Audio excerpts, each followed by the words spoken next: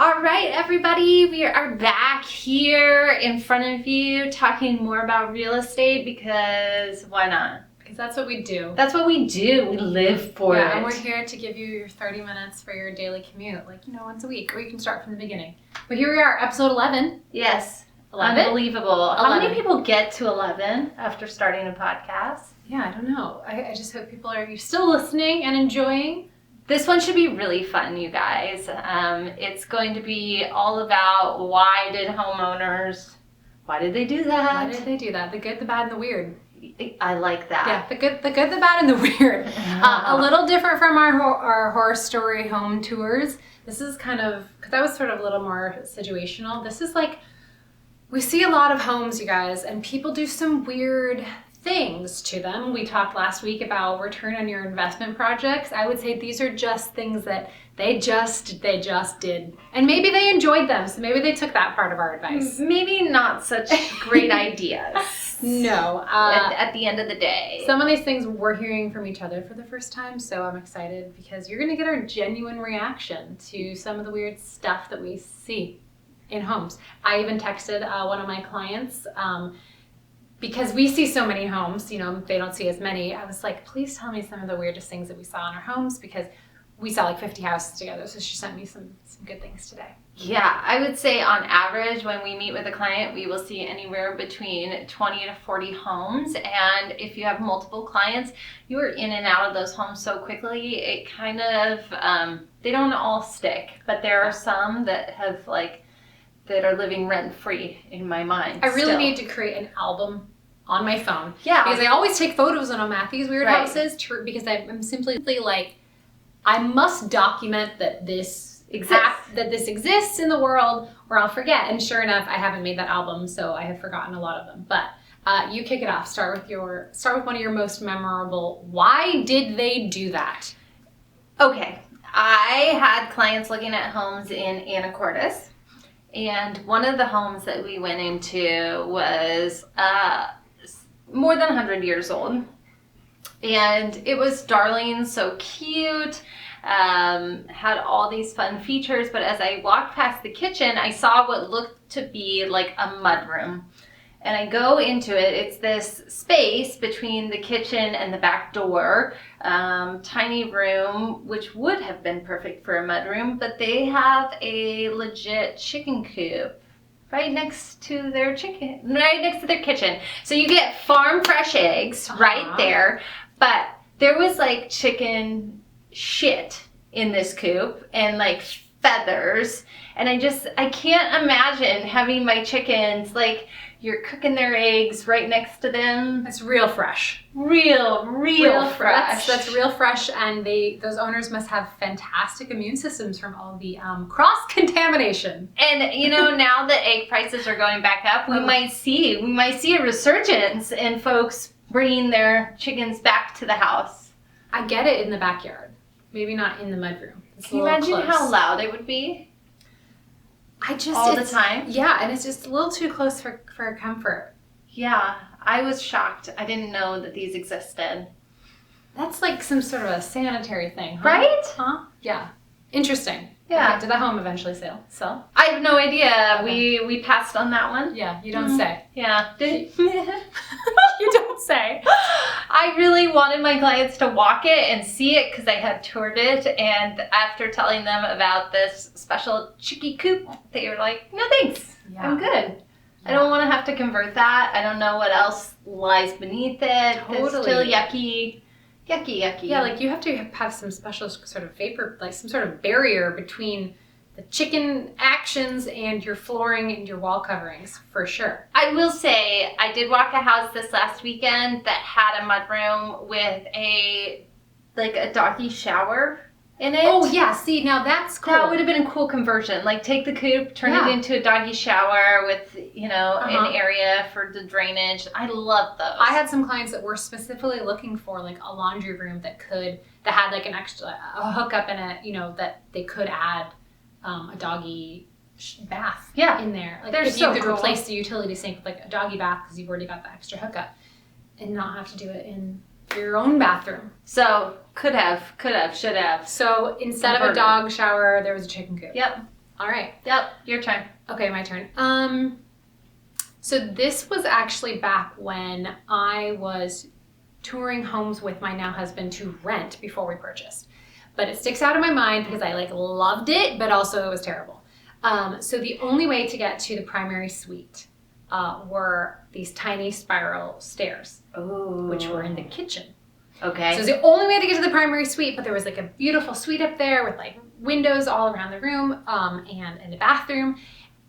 But the only thing there was spiral stairs, and I'm thinking to myself, you have created no way to bring up any furniture.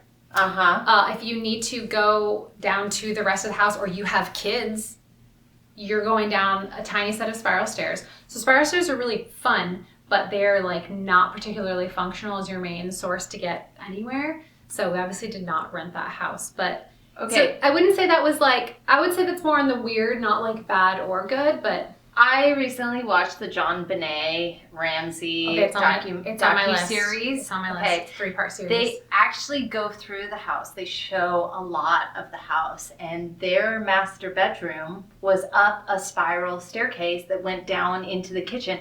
And the house itself is oh my gosh, I couldn't imagine being a murderer in there unless you knew the family, because there were so many different rooms off of rooms, just a wild maze of horrors. Crazy. Okay, I'm glad I didn't rent this house. Yeah. You said the Sean Benet Ramsey. It just made me think of that. I was yes, all the spiral staircases. Yeah. It's I bet the homeowners were wow, this would be really cool. I've always wanted spiral stairs. My grandparents' house has spiral stairs. Yeah. And I always thought that was the coolest thing in the sexy. Entire world. They're but sexy. It was in a space that you didn't need to travel very often. It's not the best idea if you're going to use it as your main source. How are you gonna move a king size bed, people? I looked at a project last year that was a teardown and built in 1980s, 3,000 square feet, 2 sets of spiral staircases. And I was just whoa. They must have had some wild parties. I always had a fascination with spiral staircases because of my grandparents' house. It was this cool thing. And so when I saw it when we were touring, I was and then I was the functionality of going up. What if I'm forget something in my room and I'm late for work? Are you kidding me? What if you're sick or wasted and you just eat it down the stairs? You know what I mean? Yeah. All the way down. So maybe think about those spiral staircases as your option. Okay. Next. We're doing popcorn today. It's popping over to you. Yeah. I had some clients who were looking for a investment property. And so investors are a little bit more willing to check out some properties that are probably more distressed than regular first-time home buyers because they're looking to add value. And one of the properties we came upon was an all-cash offer down in Kent.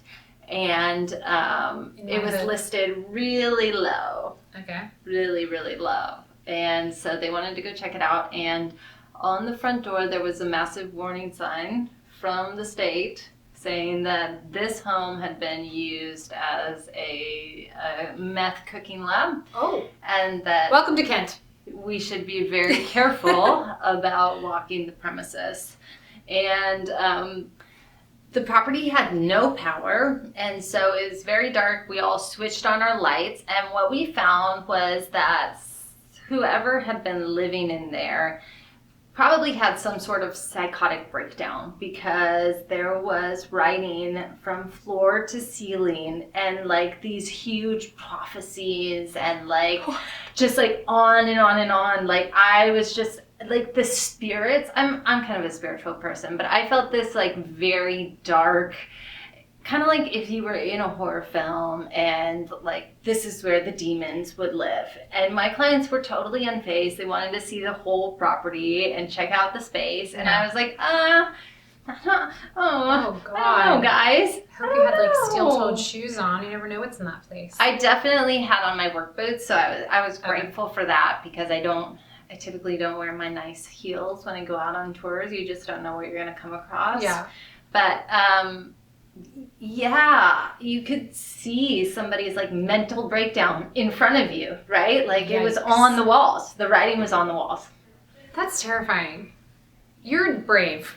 I wouldn't even go in there. Yeah, But I guess if I had clients that were super persistent and they weren't scared, I would just you kind of like mimic like what you see in your clients, and you would just be brave too. This is fine. Also, like I'm looking at our we have like a little cheat sheet behind us that like kind of prompts us what we're going to talk about, and I usually don't reference it, but I can't stop seeing the word dungeon, so I can't wait for that story from Emily. Okay, I will share one. I had some clients that were looking for kind of an artistic space that they could use for different theatrical projects. So we were up in Bellingham looking at all different spaces. We were looking at this amazing house that was not the best location. It was like right off the freeway, but it was new construction built. It was absolutely gorgeous. Looked like a gorgeous like farmhouse, tall ceilings, amazing. But what we really went to this property for was there's this huge barn on the property, and the whole bottom floor is like kind of like decrepit looking, like they weren't using it for animals, but they could. But the whole second floor was an entire basketball court. Oh my gosh. That had been, which is so random. Okay. So random, and outside it just looks like a normal barn. And it was clear that they had like had a recycled basketball court from, a high school or something, because it was all sort of like piecemealed together. It wasn't like a pristine basketball court. Like you could see where it was sort of like relayed down. Huh.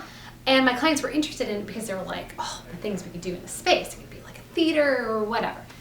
But I was just like, what? I was like, did the previous owners use it as a basketball court? Because if so, awesome. Is their child in the NBA but there's now? There's also no windows. Right. So sort of like how do you get like it's sort of like this weird indoor boys and girls club. It was just sort of like odd. I would put that in the weird category because it wasn't like good or bad, because it's definitely going to be like appealing to somebody. But it was the juxtaposition between, and there was sort of a weird unfinished apartment like below this barn. So it could be finished and maybe turned into like a rental space or whatever.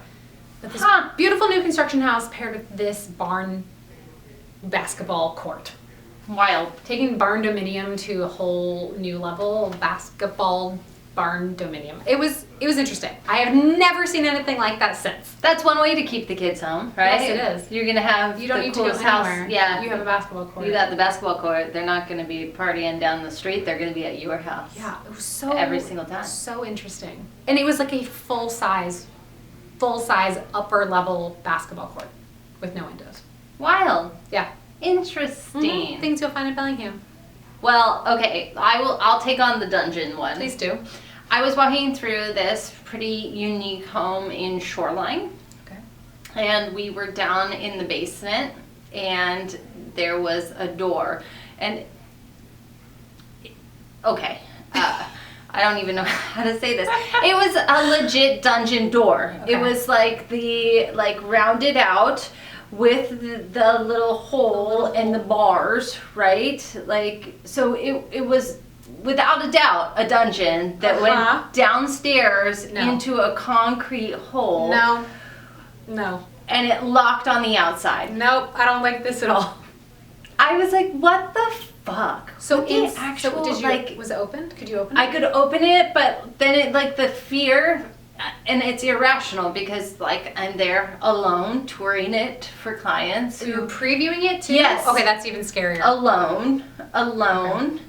But I was like, what is this? What is this for? Did you call the listing agent about that? Oh no, I didn't talk to. I was like, I opened it and I peeked down into it, and then I left. I was like, I don't understand. Door. Who are you keeping locked up in your home? What was the age of this home?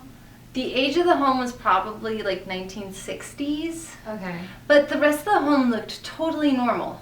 Okay, that really does feel like a dungeon. Totally normal. And then down in the basement, there's this rec room and a bar area and a dungeon. Oh my gosh. And maybe they're making dungeon porn. I don't know.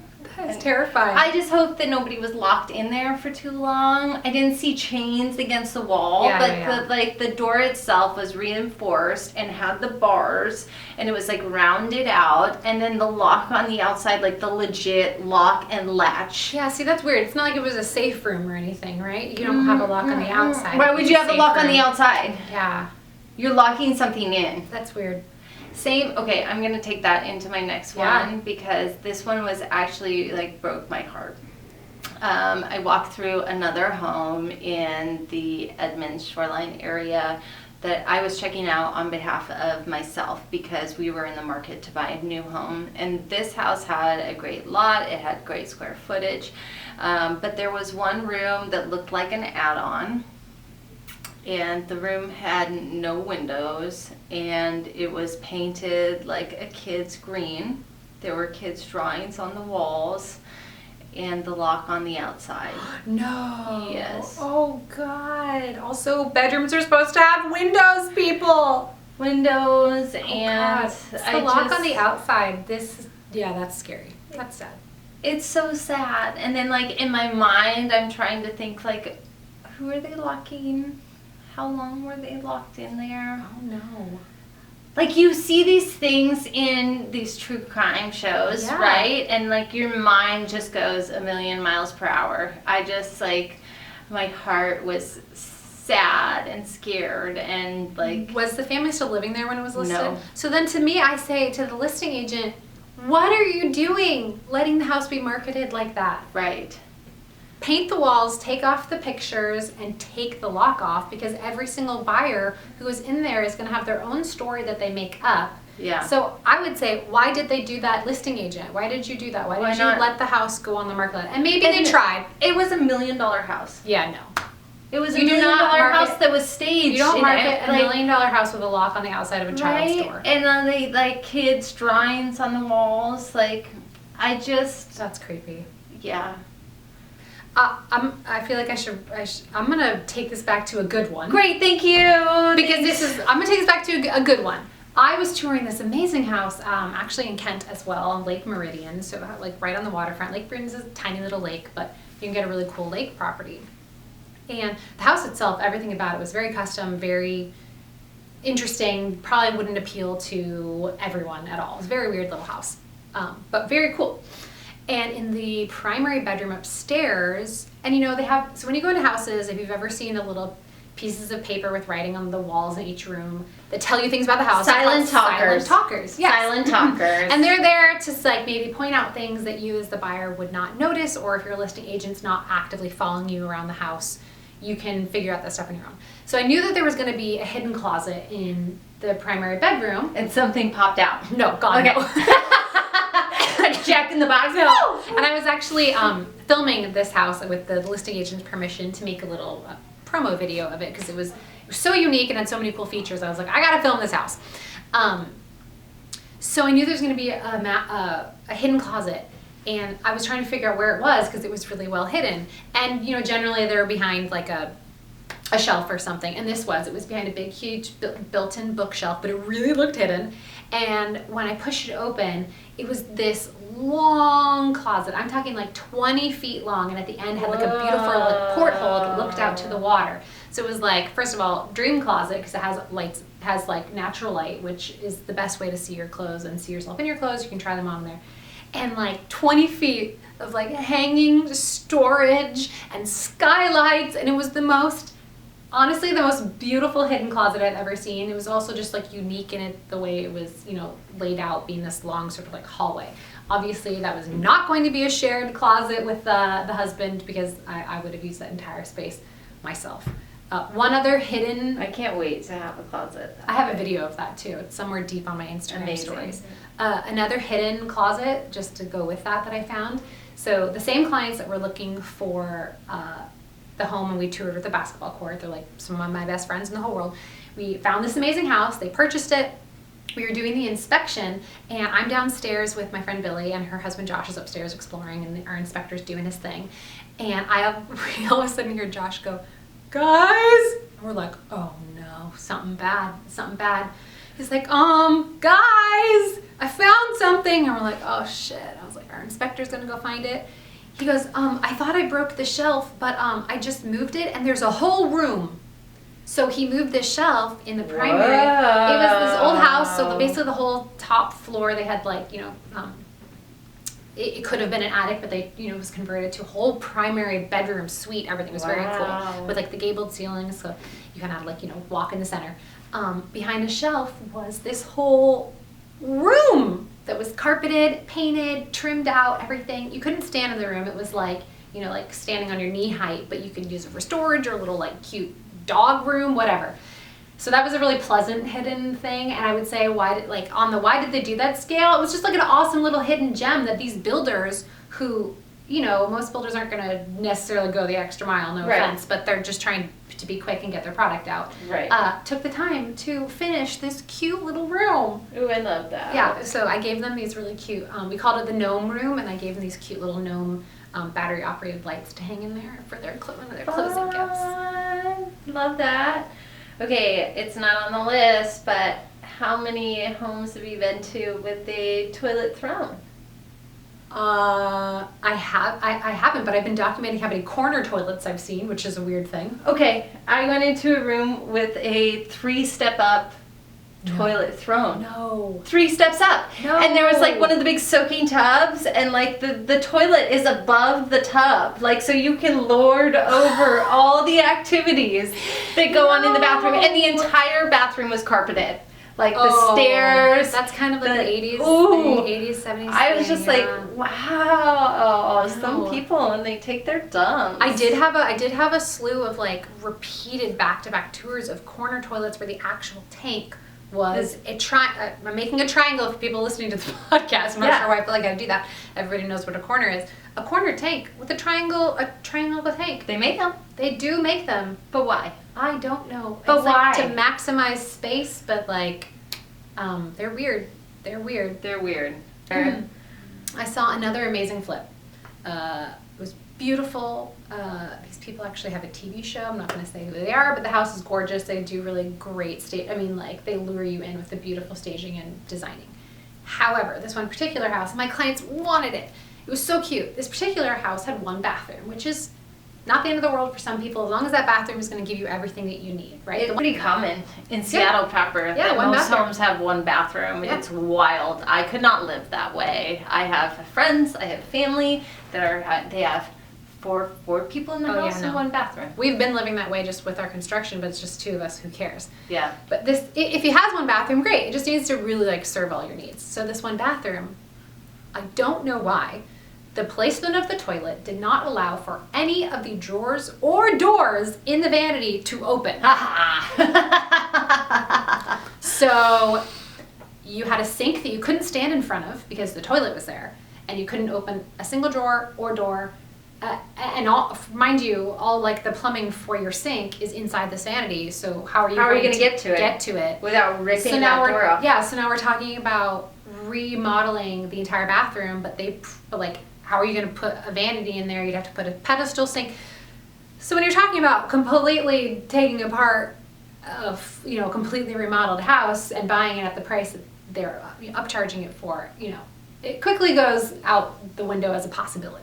Well, Sarah actually introduced me to this Instagram account about this inspector. Oh, Inspector AJ. So good. If you're interested in this sort of thing, he has some great photos of folks doing things like this where they just cut corners, and oftentimes things can't open because of the way that they've installed them. Yeah, and having just put in our kitchen, it's a huge thing you take into consideration. Like, okay, if I put this drawer here, but like maybe my wall is not like perfectly straight, like can I open this drawer all the way, or are these doors going to hit? Right. Is my fridge going to hit that thing when I open it? I mean, it's all like a Tetris game, and we have it just exactly maximizing our space. But you have to really think about it, because otherwise you get a vanity you can't use in your only bathroom. Useless. To that end, another house had one bathroom, and the sink was about the size of my cell phone, and I'm not kidding. Was it above the toilet? Was it one of those sinks like the European sinks where you like wash your hands and it goes into the back of the toilet and that's the water that you flush? It hasn't. I've seen those. I've seen that as well. I just saw a video about that. You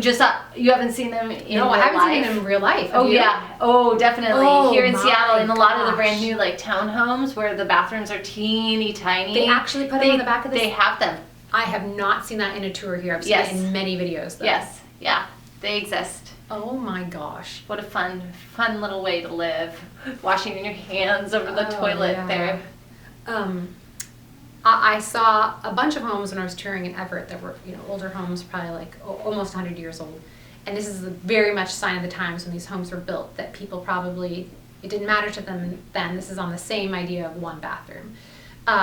So many homes where all of the bedrooms were on a different floor from the only bathroom, which nowadays people would be like, that's crazy. Why would you ever build a house like that? But back then, the bathroom was just where all the central living was. And so home after home after home that we saw in this one area in downtown Everett, with all the homes that are like 100 years old, no bathroom where your bedrooms are. And that's just like not functional. So imagine taking a shower and then having to go upstairs to get to your closet where your clothes are. Mm-hmm. To get or dressed. like you forgot your towel and for some reason you brought it to your bedroom and you have nothing in there. Yeah, so we definitely had to pass all of those homes. Okay, I have one more. Okay.